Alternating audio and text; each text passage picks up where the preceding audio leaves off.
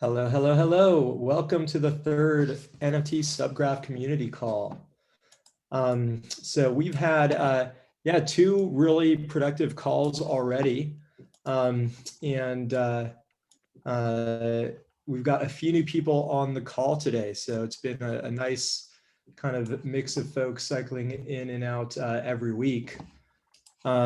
Curious if any of the folks this week want to just share a little bit about what they're building, just so we can see, what is kind of happening in the space.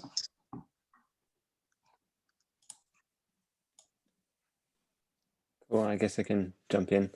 I'm Neil de la Riviere. You might know my more famous half. My twin is Simon de la Riviere. I am just kind of working a little bit more on the periphery, just kind of hanging out, trying to see where I can help out with kind of the NFT communities. I built a small little site a few years back when CryptoKitties was when it was launched, called kittysales.co, which just tracked the sales, and recently moved it over to a subgraph. So that's just the sales auction contract, and not the actual NFTs, just all the sales. And that's pretty much where I'm at. Just wanted to see what everyone's building and see where I can help out. So that's me. Cool. Welcome. Cool. I can jump in. So hi, everyone. It's the first time I joined the call. My name's Sam. I kind of actually just announced today I'm joining Foundation full-time as of next week. So I'll kind of be now full-time in the space, which is exciting for me. I've built a bunch of other little kind of side projects. Terminal is one that obviously uses Subgraph, Foundation Subgraph, to show data. I built, and there's a bunch of other tools I've built using Zora's Subgraph and Zora's various different SDK features. So yeah, excited to be here. Cool. Congrats on the move.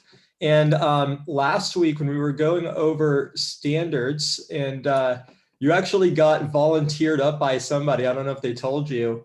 LP, they told me. I had some time to prep. Standard, and I didn't know who this Sam de Caras was. So glad that you were able to join us on the call. Cool. Yeah, Sam's underselling himself, but the reason why I think he's going to provide really good insight into the metadata is because he built, among many other tools, one that helps any website embed any, I think 721 for now, and then 1155 moving forward as well. And it works with any like standardized contract, and makes it just like one, I think it's like 1 or 2 lines. You drop it down to your website and you embed an NFT. And so in the process of doing that, I think he understands a lot of the quirks of just the way that the different ways we're all doing things. And so I think he'll provide a really good perspective on how to start kind of rallying around standards. Very cool. So Sam, do you think you would be ready to do a sort of demo later in the call, or maybe kind of show people how you think about that? Yeah, in terms of demo, in terms of kind of walking through the metadata kind of like aspect of things, or NFT.app, and yeah, cool. Yeah, happy to. I've got some notes for it. Okay, yeah, go ahead and cue that up. Awesome. And see, Nick, would you want to maybe share a bit about what you're doing at Upshot? Yeah, sure. Yeah, so hi, I'm Nick. I'm the CEO of Upshot, and we're building NFT appraisals, basically using some new mechanism design called peer prediction that incentivizes people to appraise different NFTs honestly. And so we're just trying to build out a bunch of subgraph infrastructure to pull in as much NFT data, market data, et cetera, as possible to improve NFT price discovery. Very cool. So yeah, really great group here today, and excited. I can introduce myself. Sorry, didn't go yet. Sure, hi everybody, I'm EG. I work on Infura, which does blockchain infrastructure APIs. We don't do anything specific to NFTs or subgraphs at the moment, but we've been involved with a lot of standardization for the JSON RPC API, some work with Go Ethereum's GraphQL API spec, and so we're also interested in like how data is indexed and standards around that. So just wanted to get involved and see if we could help with anything. Cool. All right. Did anyone else want to do an intro before we get started? Hi, everyone. My name is Manu. I'm currently working in a project called Doing Good. And basically, it's a marketplace for social impact. We're selling NFTs, basically streaming money to social causes at the same time. And basically, we're creating a protocol, a multi-gallery system. And you can think about it like a meta gallery or meta DAO, where you can have sub DAOs inside the protocol that we're creating. And yeah, I'm excited to be part of this call. Very cool. And what's the URL for that? It's called Doing Good. Doinggood.com. Doinggood.com, like this. Awesome. Cool. Let's Yeah. send it out. Sounds very interesting. Thanks for posting that. Okay, so I'm gonna go ahead and share my screen here. And last week we went over this Airtable that we're using now to track some of the work related to NFTs. So if you don't have an invite to this Airtable, just reach out in the Telegram or in the Discord, and we'll get you added here so we can collab. I think it's about 30, 40 people that have creator access to this now. So we added a few of these subgraphs on the call last week, and some of these are complete. Some of them are just at a basic state, and so maybe there's still room for improvements to some of these subgraphs. And we want to use this just as a way of tracking where these different subgraphs are at. The way that we're kind of thinking about these things is that each of these, whether they're 721s or marketplace contracts or individual, things like this, we want to have individual subgraphs for each of them. And then we're going to be working on subgraph composition and some related features that then allow us to create aggregated subgraphs that aggregate these things together. And there's a bunch of advantages to taking that approach. For example, just speeding up the indexing so that if you make a change to one token subgraph, you don't have to reindex everything. And so that's the thing that we're going to be working on soon. But this way we can just kind of track building all of the individual subgraphs, and then we can kind of track how we want to kind of aggregate these things together. So if there are any NFT either tokens or marketplaces or other things that you think we should track here, just go ahead and add it to the list. And if if it's like a 721, 1155, or like a marketplace kind of contract, you can select the type. If there's already a subgraph for it, you could mark it as complete or basic. Otherwise, in progress, or maybe I still think we should find a better name for this, unclaimed, but kind of basically, I guess it would be to do. We can kind of track that. And then if somebody wants to take ownership of, hey, I'll go ahead and, build a subgraph, and just put yourself as the owner. And that way we've got a place to track all this stuff. Then last week, we spent some time discussing standards. And standards can really apply both at the smart contract level and at the subgraph level, right? So on Ethereum, there's the ERC standards, and it could be that maybe some of these things should go through a sort of ERC standard, but then for subgraphs we can also standardize, and that makes it easier to compose different subgraphs together, if they're kind of matching similar interfaces. So GraphQL has the concept of interfaces. The graph has basic support for interfaces already, and I think there's some things that we can do to make that an even better experience.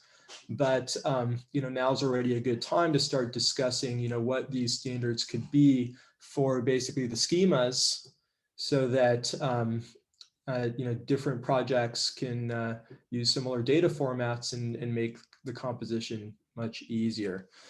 So last week we assigned some ownerships for some of these areas for standardization. And today we'll go through and we'll have people discuss their proposals for these schema standards. And we can have some open discussion about that. They can share, why they think, a given design is the right one, and we can have open discussion. And then the output of this should be a set of GRCs, which are kind of analogous to ERCs that we can put through the graphs governance process. And that'll be kind of our way of similarly having standards that are kind of available on chain that people can see. And that's just kind of part of the governance process. But to start, let's just have some kind of open discussion here. So let's start with the first on the list, which is the creator standard, and that is something that we assigned to El Piso last week. Cool. Yeah. Were you able to spend some time thinking about this over the week? Yeah. So I have I think pretty simple proposal, but I think there's a few things that we can chat through as a group. But my proposal is basically just these are written in Solidity, but this should be on the graph. But my proposal is just token creator as a field that allows you to figure out, given a token ID, and who the creator is. So it just returns an address. Couple things to note here. I know a lot of people have immutable contracts, so I think this is really just a standard on the graph.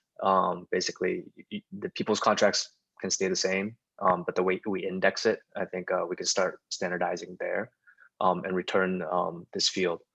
And I think it should be required.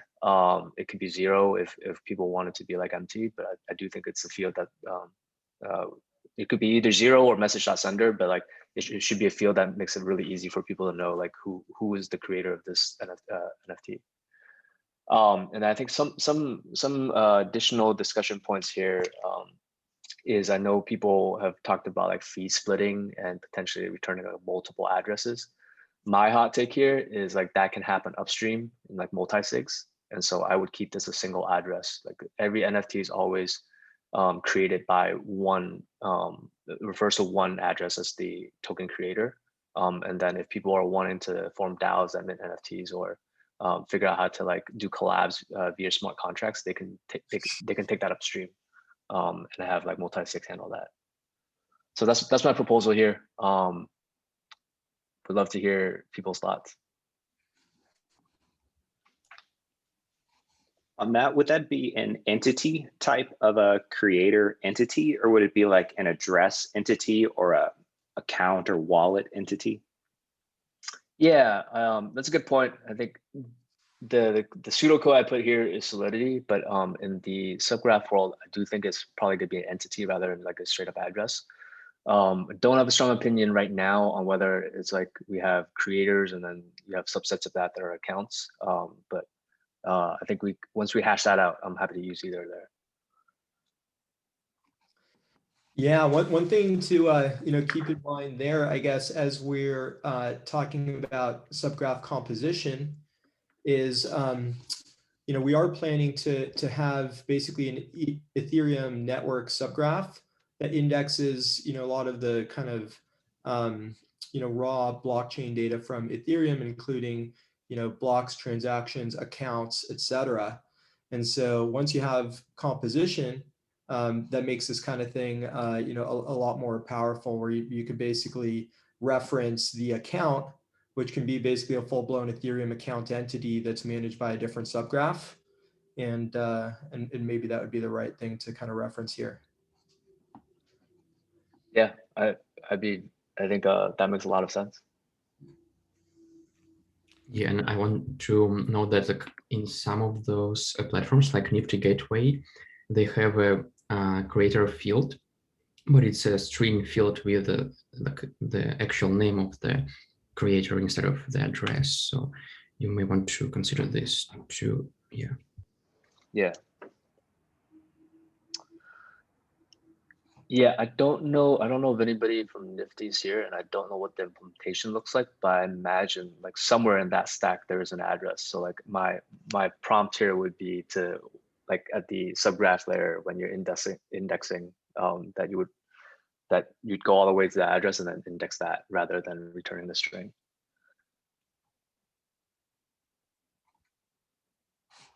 That would be my proposal anyway. I don't know if anybody from Nifty's here.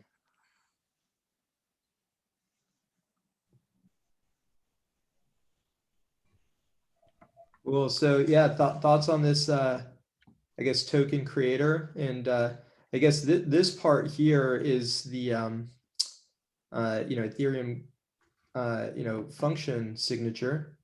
But I think it kind of points to what the schema would look like also. Maybe that's a thing that's worth specifying separately. Yep. Cool. So then, do we want to look a little bit more at the fee standard? Yeah, I'm happy to jump down here as well. Again, I pulled down, this is more oriented around Solidity code, but we can chat through what this looks like as the entities for the graph.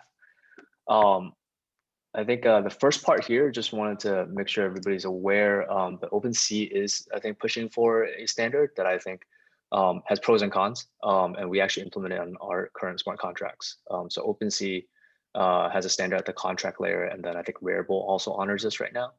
And so there's essentially two functions at the contract layer where you can get the recipients and then you can get the fee amounts in BIPs. And so both of those return arrays. And the cool thing is it allows a lot of flexibility. If you want to, you can honor each other's, each marketplace can honor each other's fees as well, because that array can include both the creator and the marketplace fee. So there's good things there. But in some other ways, I think it might also be like overkill and might be too complicated. And so the alternative that I'm proposing here is also just like a very simple field that's like get creator and fee. So you get a token, give it a token ID, just give you the address, and then just the amount that should be paid out. Obviously, both whatever we choose, we need to translate into like graph entities, but I think we can at least start thinking about like what approach makes sense. And I would open this up to discussion.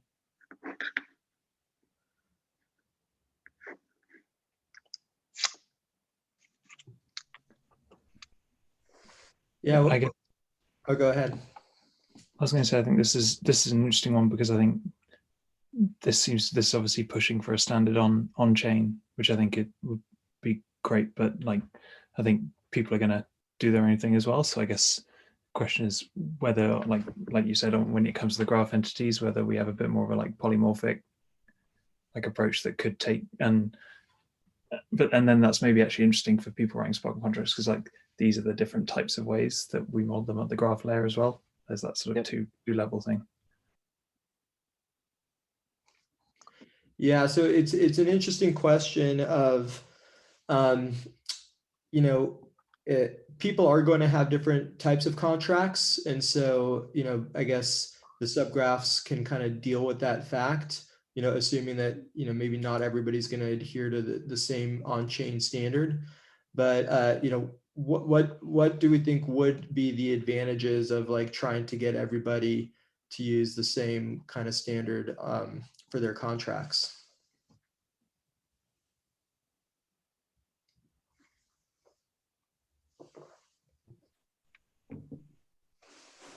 I think.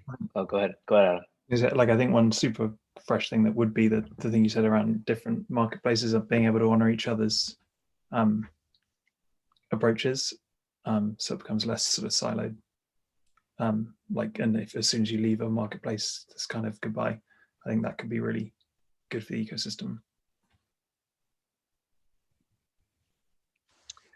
Yeah, I think the meta point of rallying around a standard at the contract layer is desirable, but also like just don't know how practical it is right now, especially like if people have immutable contracts. And then I agree with the first option, the OpenSea standard. I think allowing marketplaces to honor each other's fees is a great thing to have. The danger here is like if we go with this convention, like the fees just stack up, right? Because like I think if say one platform wants to honor another's fees, but then they're charging their own, like the buyer just gets like fee on top of fee on top of fee. So if we do want to go that route, my proposal would probably be like there's a like issuer here, something like that, right? Where it's separate.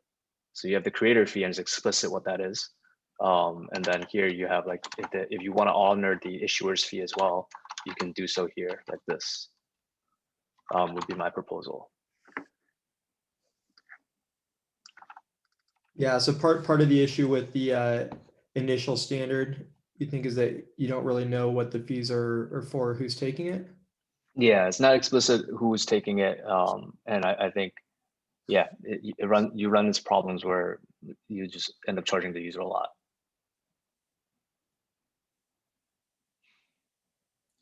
That makes sense. So who do you think are the different folks that should kind of provide input on this? Is it mostly the marketplaces, or I guess which folks do you think have the most I guess kind of skin in the game here? I think it's got to be both, because like issuers of NFTs want to make sure that the creator gets paid, the secondary fees, and that's a big sell for the creators. And then for marketplaces, I think people do want to generally like honor that as well. And so on doing it in a way that makes sense for them as a business, I think is important. I think I've seen the Rarible guys in here before, but I would say like Rarible and OpenSea, I think are probably like big players here that we should engage. Yeah, makes sense. Yeah, we can try to link back up with them. So I'm going to add in the Airtable so we can kind of track the issuers and the marketplaces maybe separately.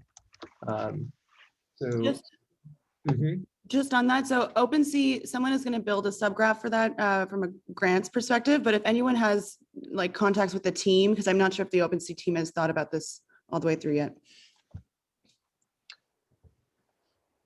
I could loop them in. We're in contact with them. Okay, awesome. Cool. So do a lot of these marketplaces, are they also, I guess the issuers are like, are Rarible and OpenSea both issuers and marketplaces, or just marketplaces? I think they both have minting tools. So I think a lot of players in the space are both. Mm-hmm. Okay, then yeah, it sounds like neither of them are on this call, but let's maybe follow up with them separately if we think those are the folks we should have in the room, and try to get their input on this.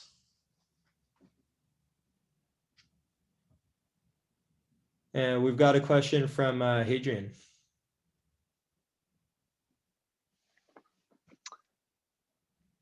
Yeah, I think the tricky thing here is like these conversations are great because it's like start getting the ball rolling in terms of standardization. But I imagine standardizing on the contracts can be tough, especially if people have like immutable contracts.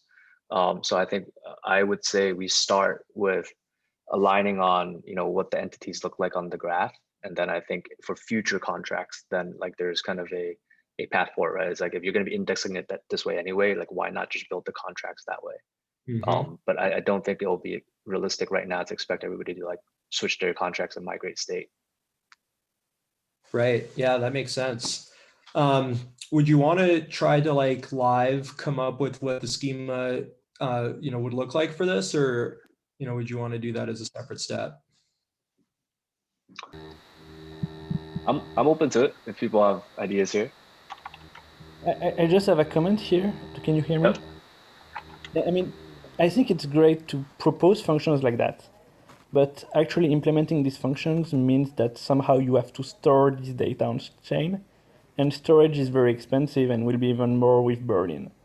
And since we are focusing on the graph, I think it would be very interesting, maybe it would be a first, to rather than standardize function, standardize events. And we just expect an event to be emitted with the creator or something like that. And that way we don't have to store the creator on chain, which costs over 20,000 gas, but there would be a standard event that we can catch in the graph.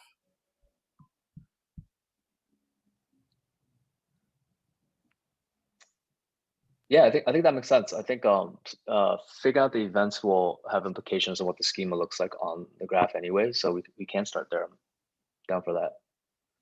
I do think there's I do think there's value in having the creator on chain so the contracts can talk to each other, but that's a separate conversation. Sure.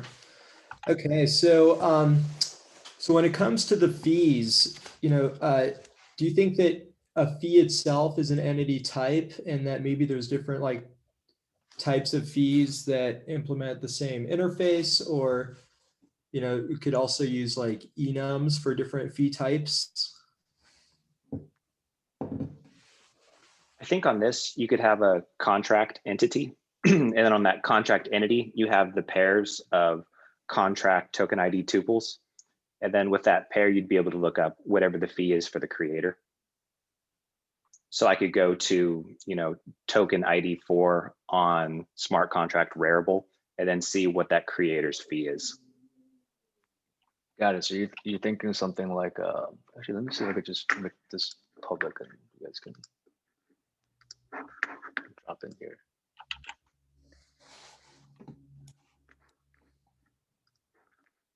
Ryan, you want to just hop in here and kind of type out what you were thinking? Oh, sure. I DM'd that. Let me put this here.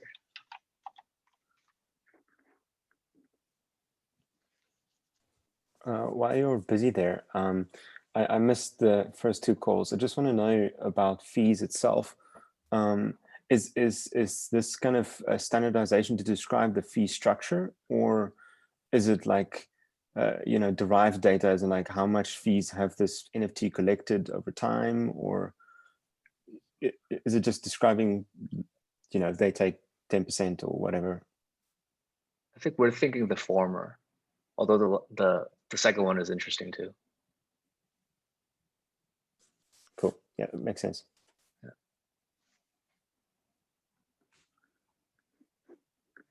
Ryan, I don't know if you were able to get in here.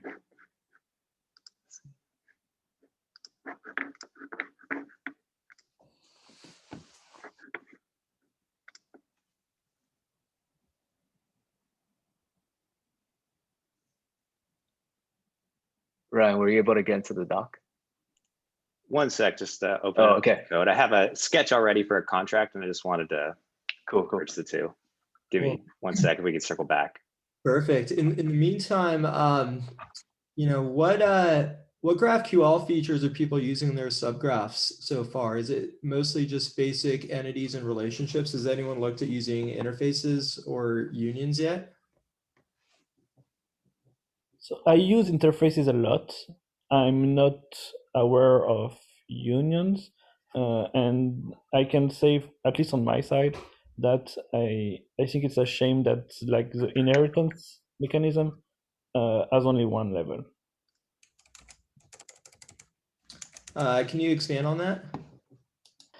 Okay, sometimes, so in my subgraphs, there is an event interface. And this event interface says that you should have a reference to a block number, a transaction number, and that kind of stuff. And then every time I register an event, such as a transfer and an approval, it inherits from transfer. However, sometimes I build more complex graph where there are like wallet related events. So you've got a bunch of events that all have a wallet field inside them. And then in the wallet entity, I want to list all of those, but I cannot list all the events because wallets is not in the description, in the interface of events. So if I want to do that, I need to take all the actual events that are wallet events and list all of those separately. So my use case would be to have like a bottom level would be events, then a wallet event, and then something like execute transaction. So that is the actual entity. And that way I would be able for my wallet to list all the interfaces at the intermediary level. Is it clearer? Yeah, and is this an issue with you know, how interfaces work, or maybe with the limitation of how you do filtering so that you can kind of get at the entities that you want? Well, the issue is that I can have an interface and I can have an entity implement an interface, but what I would like to do is have either an entity implement an entity or an interface inherit from another interface, which neither of those is possible right now. And is that a limitation of the Graph's implementation, or do you know if that's kind of a limitation of the GraphQL spec? That's something I don't know. Okay, interesting. Yeah, let's. Could you capture that? Do you have access to the Airtable? Because that could be a good one to list under tooling. You know, I don't know how you describe that. You know, I can put a sample code and everything. So yeah, that would be a great thing for us to track. Cool. Okay. Let's see. Are we ready to do some live schema editing here in Notion? We're almost ready. I've got view access, but not write access. I think, Ryan, if you try now, you should be good. If you refresh, maybe reload. Let me hit it. Edit. Okay. Continue with Google. Give me just a sec. Sorry, guys. No worries.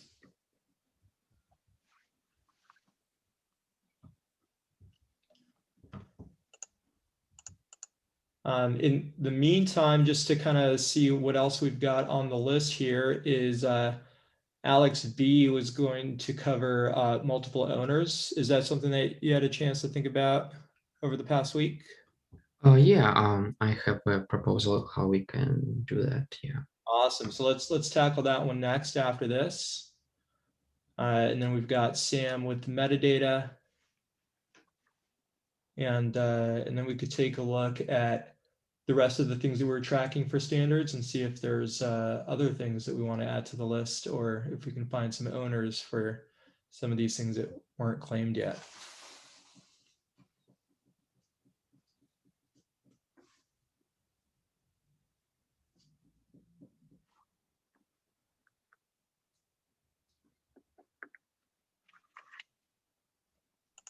So here's maybe a rough sketch for some things we could do. So on this, you could maybe have a contract entity, and then the contract entity would house NFTs at these kind of contract token ID tuples. And then off of that, you could have different events linking off the NFTs. And if you want, we could have an account linking to an NFT, and then on the account have a creator fee. Could be one way to kind of web all this together. What is the tuple that you're talking about? That's the ID Just of thinking, the NFT.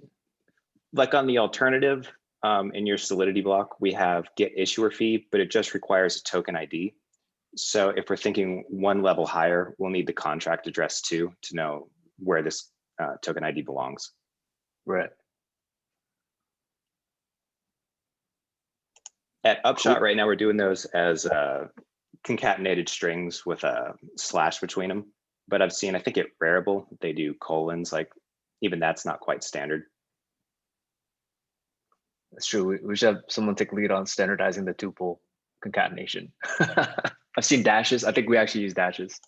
Yeah. The problem with using the slash like we did is then you kind of run into a collision of, if you're using for routes, then you have to tell your router not to treat that as a subdirectory.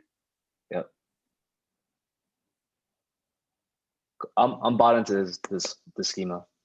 I think creator and then creator fee makes sense.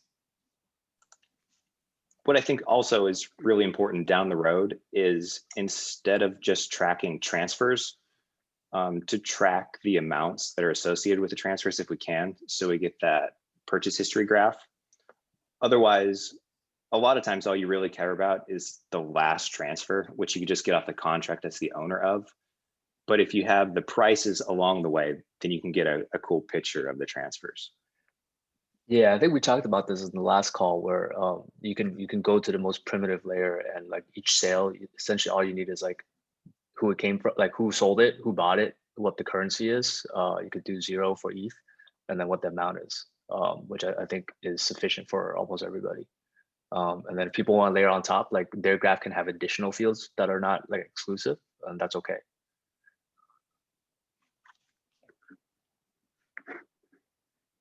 So I'm also bought in there. Cool. Yaniv, I think we're done. We finished it. All right, next call. Next call. This is just the creator fee. Did you still want to have like a separate issuer fee? I think that one's probably more controversial in some ways. And I don't know that even if you have it, people would honor it. So I think creator fee is probably the most important one. And we start with that. And then I think it will probably be more contentious if there's platforms here on whether or not they want to honor each other's like issuer fees. It could be, we can make it an optional field, right? But like creator field, I would make like required. Yeah, it could be optional, but just wondering if, I guess by at least having something that's optional, then you still get some standardization there instead of everyone kind of calling it something different. Yeah.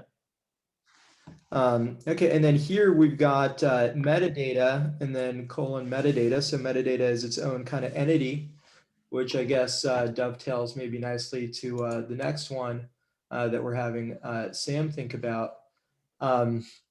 Is that also, how you're thinking about that? We'd kind of brought this up for the question last week of whether, metadata is just its own entity, and or if it's just kind of, just put the fields directly on the NFT or what the best approach is there. Yeah, I think I still haven't I don't feel like I've kind of come up with like a solid answer to that question, but there's a couple of options I think that have pros and cons with both methodologies. Let me share my screen with you, and then I can go through the notes.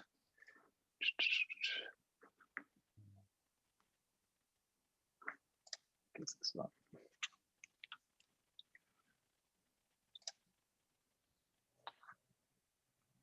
Cool. Can everyone see this okay? Yeah. Cool. So yeah, a bit of background, when I was building out NFT.app, obviously I was interacting. It's great to have EG on the call because I'm using Infura in the background to basically pull data directly from the blockchain, mostly because not everything has a subgraph associated with it. So it's obviously pretty tricky, especially when you're trying to make sure it's as open as possible. And one of the issues I found was obviously depending on which platform you're talking to and which platform you kind of want to fetch data on, everyone has slightly obviously different standards. It's become pretty apparent that the 721 standard, while obviously extremely popular, the metadata the standard that kind of comes baked into it is starting to kind of we're starting to see bits where it's potentially not as extensible or not as kind of full featured as we wanted, or maybe not even full featured is the right word, but extensible. The fact that it has a fixed image field when now people are minting essentially anything, it doesn't have to be just an image, we have everything and anything in between that can be an NFT. And with each of those different things, each of those types of media and beyond, there is generally this kind of metadata conventions that have been around for a while. If you're talking about audio metadata like ID3 and all that has had metadata conventions for a long time now. Not saying that they're perfect, but they're there. The same with video and anything else really.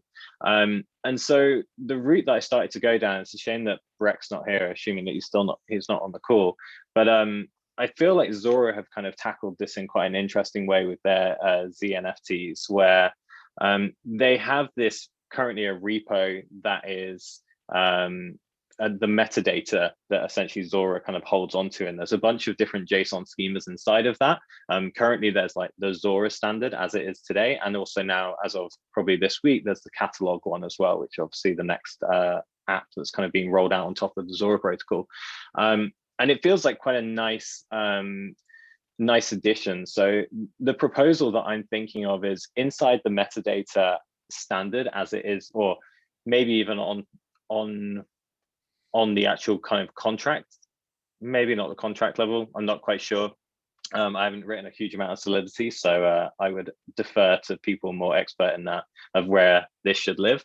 But as I see it, there could be a metadata schema URI, the name's obviously still up in the air, and that would resolve to just a JSON file, a JSON schema file. And inside of that, we have just a standard JSON schema following all of the various conventions that have been laid out inside of like JSON schema and all the data that we'd expect from that. This means that like it's essentially becomes kind of introspective. We can like pull the schema first, we can run it through, figure out exactly what we're going to expect when we kind of dive into the token URI. And then once we do that, we can then pull out the data that we're expecting safely and with types essentially, or like known types that we can get out of it. I threw together some the way that I kind of imagined it being is there would be some kind of common JSON schemas that are available, like that kind of reach a consensus, like with the common media types, like video, audio, images.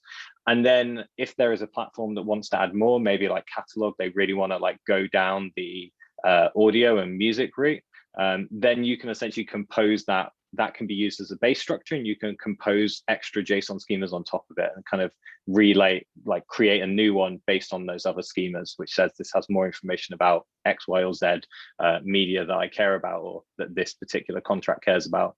I dropped in some various different kind of like very high level, very rough and ready kind of ideas of potentially what could be inside of these common ones. So image, video, audio, and then there's a 3D one underneath, but it largely mimics the image one. It has a couple of conventions that are slightly maybe that I'd be very open to chatting about, which is this kind of like this idea of a resolutions or sizes for images specifically. This maybe even could be rolled out to other different formats, right? If you want to have almost like the HTML spec for a source set, where there is a kind of sizes array where it's like, this is the smallest one to the biggest one extra, and maybe a common naming convention where people can kind of pick and choose which ones they want to utilize. As for how this would potentially fit in with the graph as an entity, again, like maybe we, as a high level thing, you could expose it as just the metadata schema URI as a string field, which would essentially resolve to the URL. Or I was wondering, and I don't know enough about how the graph kind of, how subgraphs are constructed. Is there a way of kind of pull it like introspecting automatically, or maybe it'd just be a manual thing to look inside the metadata schema and kind of pull the schema from that to construct a graph or an entity? Yeah, absolutely. So, subgraph mappings are really flexible in, how you process the data. So, there are existing tools. I mean, you have to write that logic in assembly script, right? Which is a subset of TypeScript that compiles to WASM. There are some utilities that are available that are written in assembly script. You don't necessarily get like the full kind of TypeScript, NPM ecosystem, since a lot of those different libraries don't compile to, assembly script, but or to WASM. But we could look at like what specific kind of JSON parsing tools you need, and see just kind of how we can make that easy to do. But that's all things that you should definitely be able to do in the mappings. Cool. Yeah. Has anybody like Hadrian? Have you done any of this type of like dynamic JSON parsing in any of your mappings?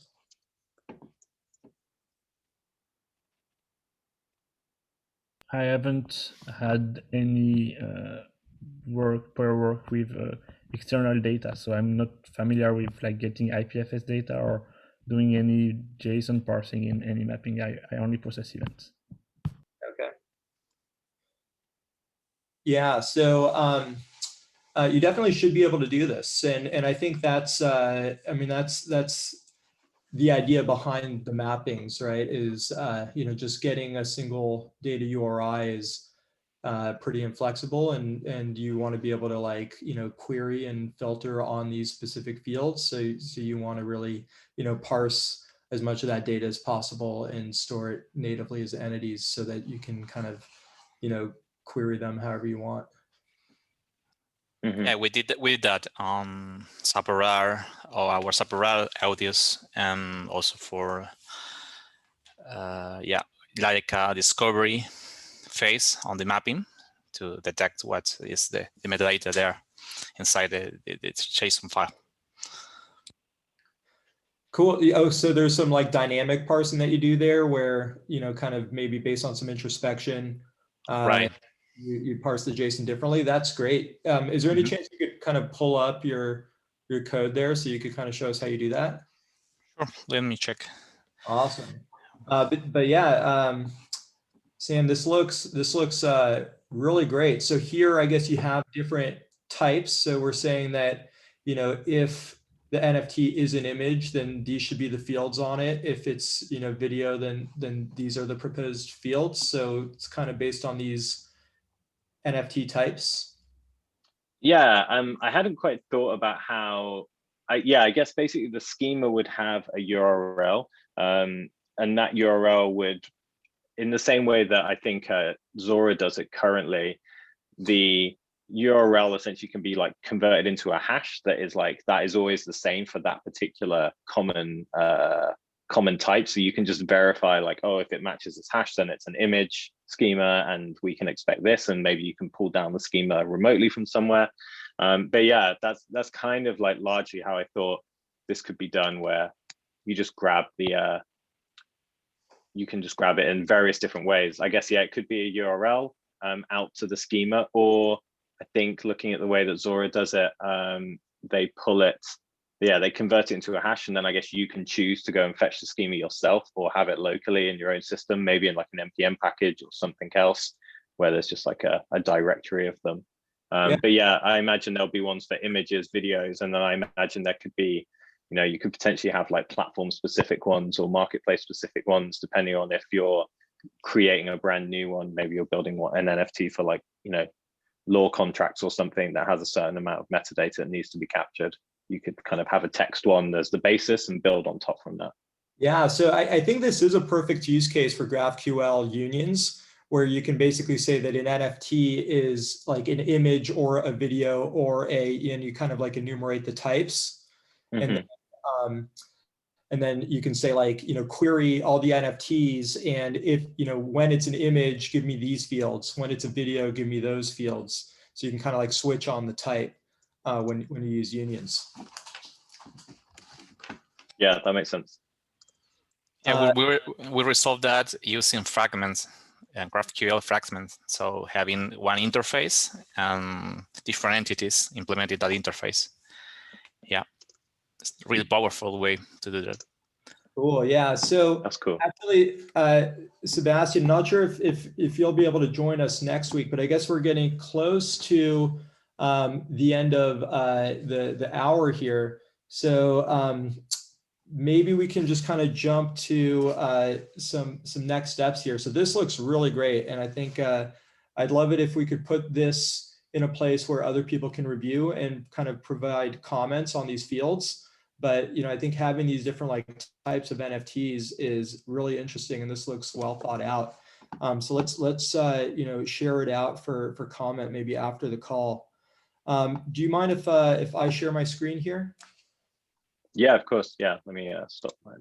Awesome, thanks. Yeah, so if we just look at the standards that we had already kind of lined up here. So today we're able to talk about the fee standards, metadata, and creator. I think we still want to discuss kind of marketplace, and, you know, we haven't quite found owners for these standards that were proposed. Does anybody have anything that they would kind of like add to the list here of things that would be worth discussing for next week? I don't see your screen if you're sharing. Oh, shoot, yeah, I'm not sharing. Apologies. Here we go.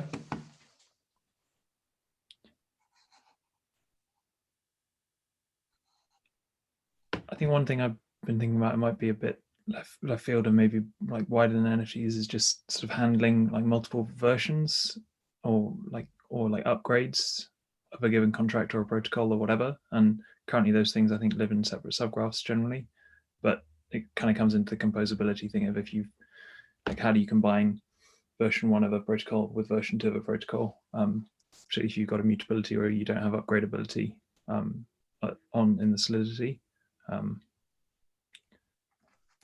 Specifically for Nifty, we're thinking like, could we actually just merge them into two, like the two like versions into one subgraph?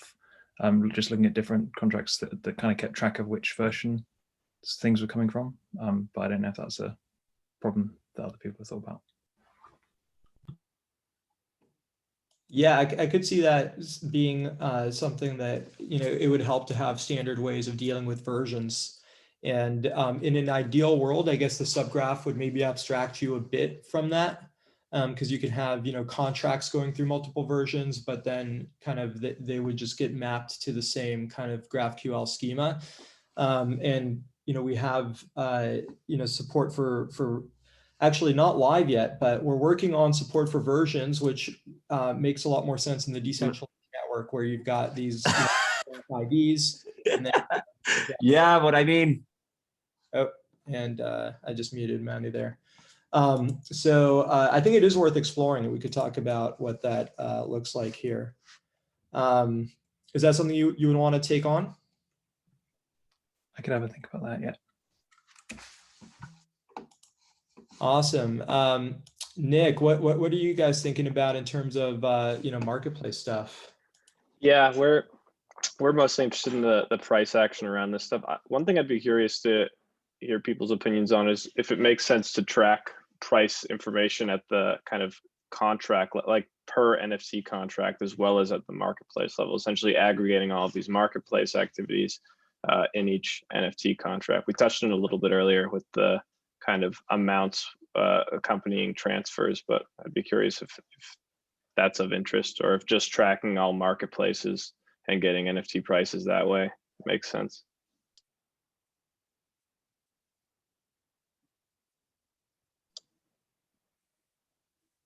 Are you saying the pricing stuff should be on the smart contract level or the subgraph level? Yeah, like we can track all of the NFTs within a marketplace, but also I can just point to the CryptoPunks subgraph and track all of the activity that happens across any marketplaces that subgraph is tracking, and do that on a kind of per NFT level or basis, limiting the kind of number of idiosyncrasies that have to be kind of added onto schemas to just the kind of contracts themselves, the NFT contracts themselves, as opposed to changes to kind of marketplace structures and interactions, if that makes sense. Yeah, well, let's maybe dive into that next week, since it feels like maybe that could be a whole discussion Sure. in itself, and maybe we can give you a slot to kind of present your latest thinking on that, and we can get feedback from the group. Cool. Yeah, that sounds good. Okay, cool. So next thing just I wanted to share really quickly, and we've just got like a minute left, is Brandon just posted, or he's one of our co-founders, research lead, this forum post describing the GRC process. So we announced today, we just published a blog post describing how we're using Radical for our governance at the Graph. And so when people have like GIPs, which are graph improvement proposals, or GRCs, which are these kind of like standards, application level standards, this is, how we, publish these GRCs using Radical. And then the process is basically, once there's a GRC on Radical, we create a forum post so we can have discussion in the forum. We've had GIPs go through this process where there were like hundreds of comments and like lively debate here. And then, this can be a way that we kind of track things through the process and eventually end up with a standard. So at this point, I think, we're kind of in the working group stage, trying to get some broad level consensus, but I think it would be really awesome if at the end of this, we ended up with some GRCs that kind of go through the governance process and actually end up getting kind of, voted on and approved. And, would be a really cool output of this. But great, I think that's a good place to end for today. So, we were able to make a lot of progress going over some of these proposals. I think giving people time to, review them after the fact would be really useful. So let's find a way to just share those things out so that maybe we can get them added like to the forum where people can kind of add comments and discussion. And then we'll reconvene next week to go over the next set of standards and try to converge on some of these things. Awesome. Thank you everyone for making it onto the call, and look forward to next week. Cool. Thanks. Thanks, everyone.